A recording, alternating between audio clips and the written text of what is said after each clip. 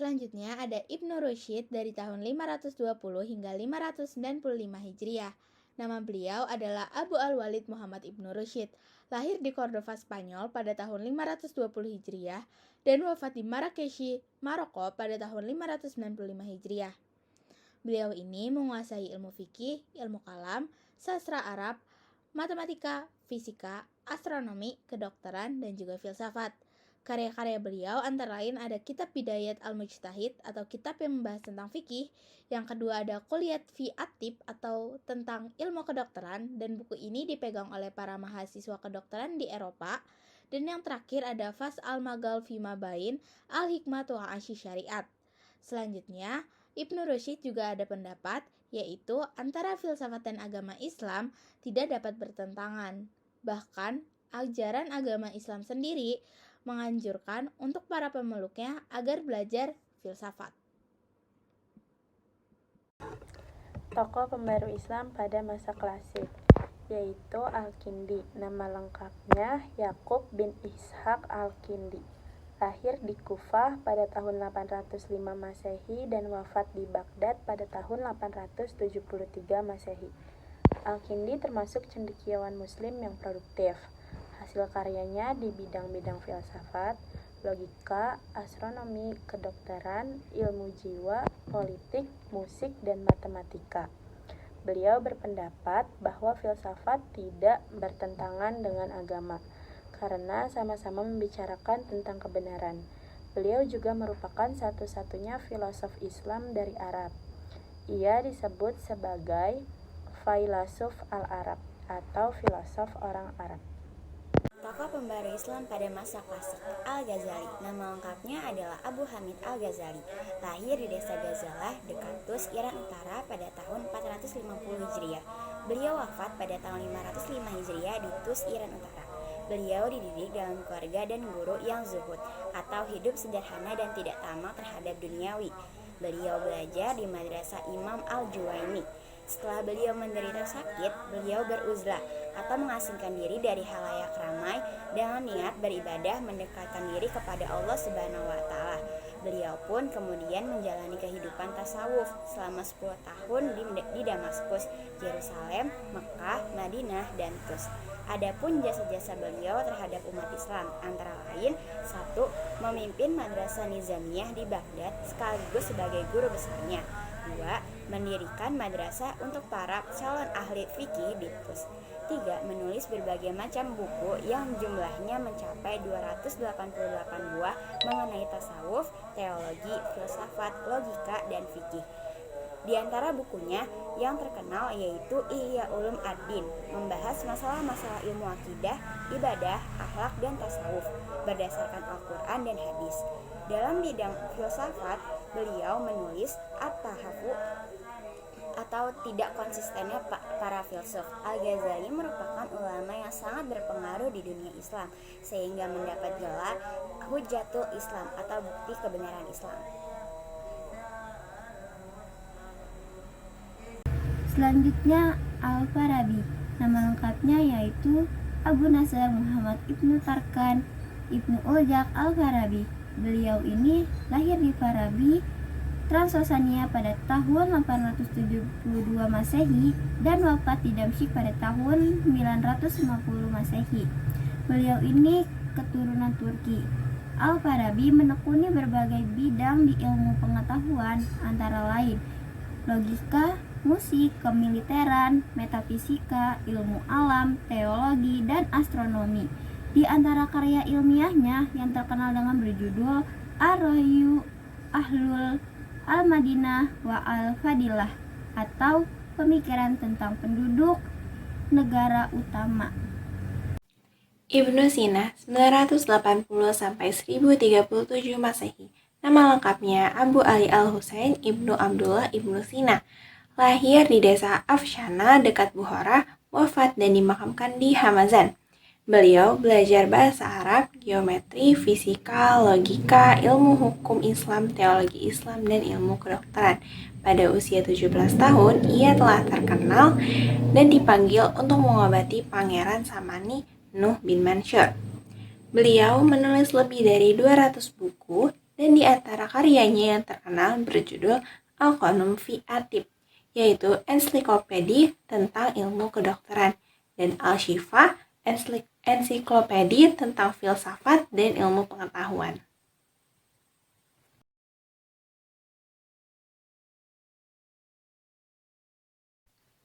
Syah Waliullah 1703 sampai 1762 Masehi.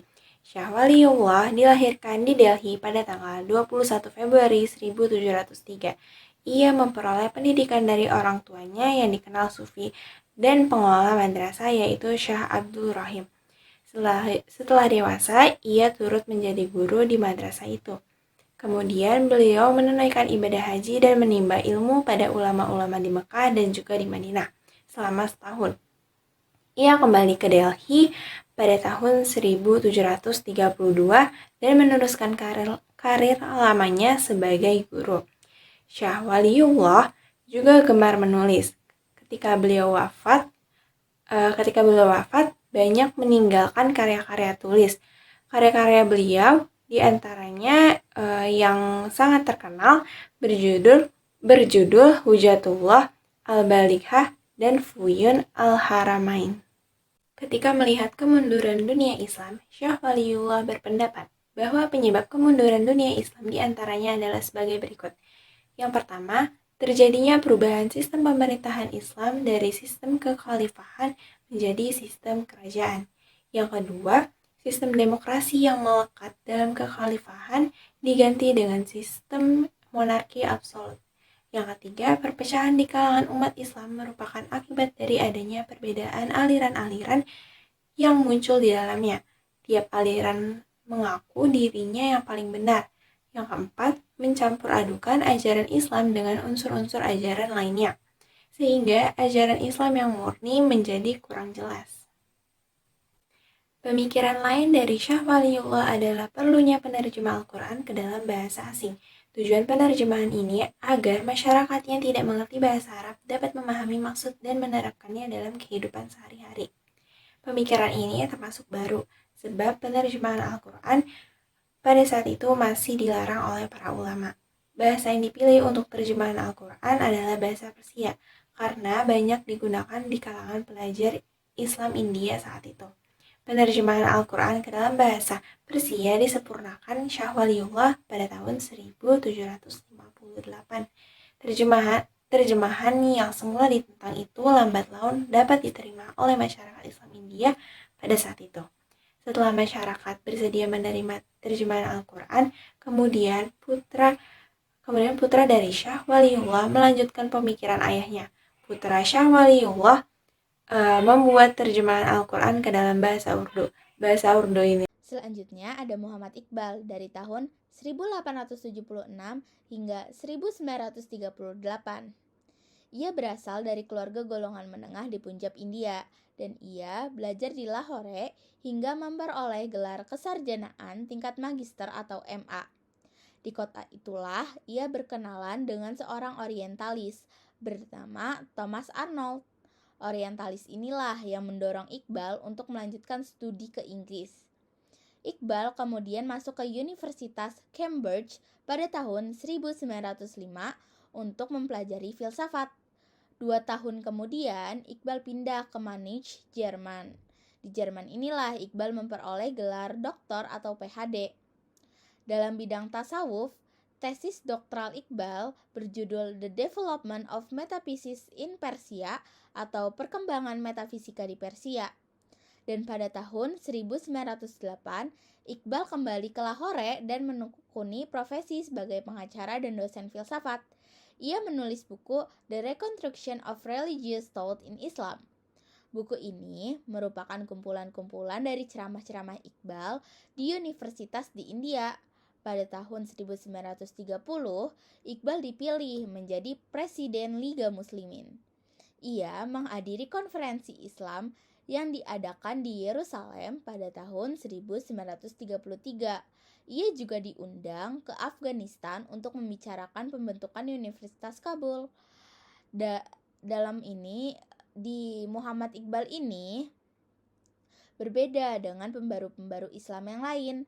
Muhammad Iqbal adalah penyair dan filosof, dan pemikiran Iqbal mengenai kemunduran dan kemajuan umat Islam mempunyai pengaruh pada gerakan pembaruan dalam Islam. Pemikiran-pemikiran Muhammad Iqbal antara lain, yang pertama ada ijtihad mempunyai kedudukan penting dalam pembaruan Islam. Oleh karena itu, pintu ijtihad harus tetap terbuka. Yang kedua, umat Islam perlu mengembangkan sikap dinamis. Dalam syiarnya, ia mendorong umat Islam untuk bergerak dan jangan tinggal diam. Yang ketiga, ada kemunduran umat Islam disebabkan oleh kebukuan dan juga kebuntutan kemujumudan dalam berpikir. Yang keempat, hukum Islam tidak bersifat statis, tapi bisa berkembang sesuai dengan perkembangan zaman. Yang kelima, umat Islam harus menguasai sains dan teknologi yang dimiliki oleh Barat. Dan yang terakhir, yang keenam, adalah perhatian berlebihan umat Islam terhadap kehidupan yang bersifat zuhud telah menyebabkan kurangnya perhatian terhadap masalah-masalah keduniaan dan sosial kemasyarakatan. Tokoh pembaru Islam pada masa modern, Rifa'ah Baidawi Rafi Al-Tahtawi. Tokoh ini sering dikenal dengan sebutan Al-Tahtawi. Ia lahir pada tahun 1801 di Tahta, suatu kota yang terletak di Mesir bagian selatan, dan meninggal di Kairo pada tahun 1873. Al-Tahtawi mulai belajar di Universitas Al-Azhar Kairo ketika usianya 16 tahun. Ia menyelesaikan studi di Al-Azhar pada tahun 1822 dalam waktu 5 tahun. Beberapa pemikiran tentang pembaruan Islam yang diusungnya adalah sebagai berikut. 1. Ajaran Islam bukan hanya mementingkan kesejahteraan hidup di akhirat belaka, tetapi juga hidup di dunia. 2. Kekuasaan raja yang cenderung absolut harus dibatasi dengan syariat. Oleh karena itu, raja harus bermusyawarah dengan ulama dan kaum intelektual. 3. Syariat Islam harus diartikan sesuai dengan perkembangan modern. 4. Para ulama harus mempelajari filsafat dan ilmu pengetahuan modern agar syariat dapat tegak di tengah kehidupan masyarakat modern. Yang kelima, pendidikan harus bersifat universal. Misalnya, wanita harus memperoleh pendidikan yang sama dengan kaum pria. Istri harus menjadi teman dalam kehidupan intelektual dan sosial. Yang keenam, umat Islam harus dinamis dan meninggalkan sifat statisnya. Tokoh pembaru Islam pada masa modern, yaitu Muhammad Abduh. Beliau dilahirkan di daerah Mesir Hilir pada tahun 1849 dan wafat tanggal 11 Juli 1905. Ketika kecil, Muhammad Abduh belajar di rumah. Ia melanjutkan belajar Al-Quran hingga hafal dalam waktu 2 tahun. Ia kemudian meneruskan studinya ke Universitas Al-Azhar. Di Al-Azhar, Abduh untuk pertama kalinya bertemu dengan Jamaluddin Al-Afghani yang datang ke Mesir dalam perjalanannya ke Istanbul. Dalam pertemuan itu, Jamaluddin Al-Afghani mengajukan pertanyaan-pertanyaan mengenai arti beberapa ayat Al-Quran. Kemudian Al-Afghani memberikan tafsirnya. Perjumpaan itu menaruh kesan yang baik dalam diri Muhammad Abduh.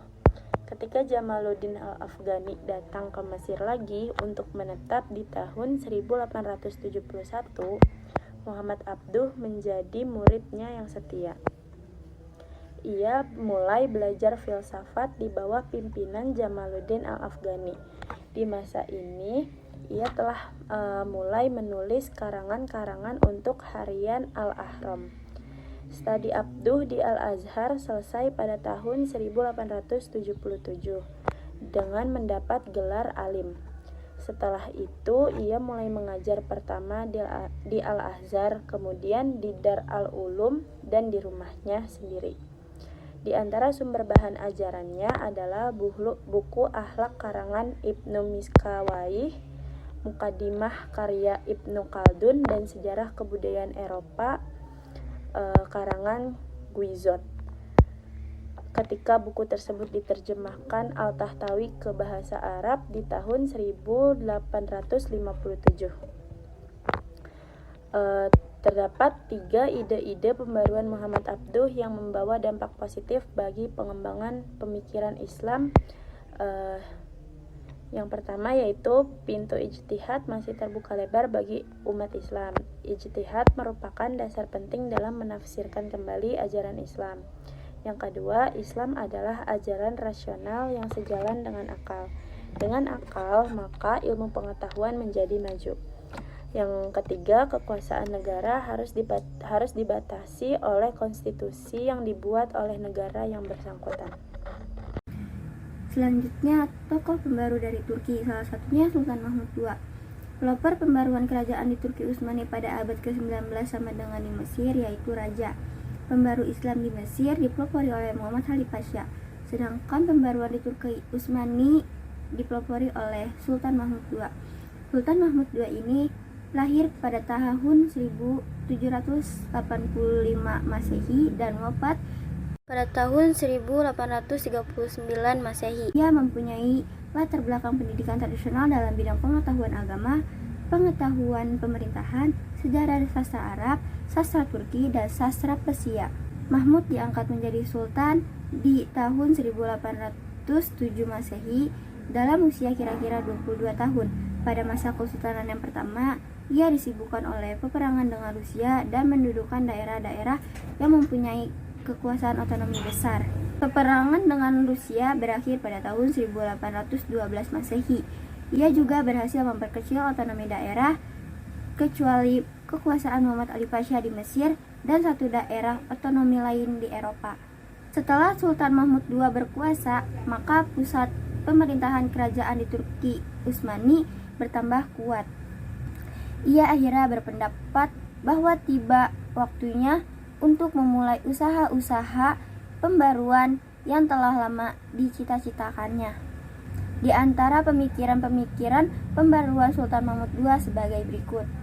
Yang pertama, menerapkan sistem demokrasi dalam pemerintahan. Yang kedua, menghapus pengsultanan sultan yang dianggap suci oleh rakyatnya. Yang ketiga, memasukkan bidang keilmuan umum ke dalam kurikulum lembaga-lembaga pendidikan madrasah.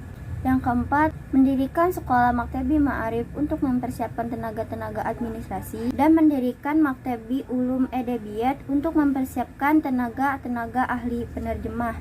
Yang kelima, mendirikan sekolah kedokteran, militer, dan teknik.